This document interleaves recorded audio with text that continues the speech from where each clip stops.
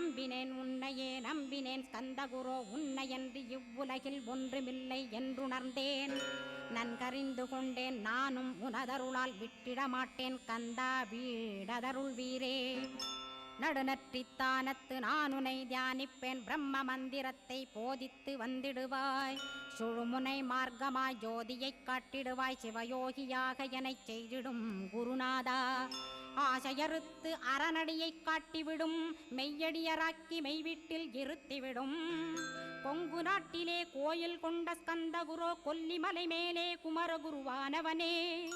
கஞ்சமலை சித்தர் போற்றும் ஸ்கந்தகிரி குருநாதா கருவூரார் போற்றும் காங்கேயா ஸ்கந்தகுரோ. மருதமலை சித்தன் மகிழ்ந்து பணி பரமகுரோ சென்னிமலை குமரா சித்தர் கருள்வோனே.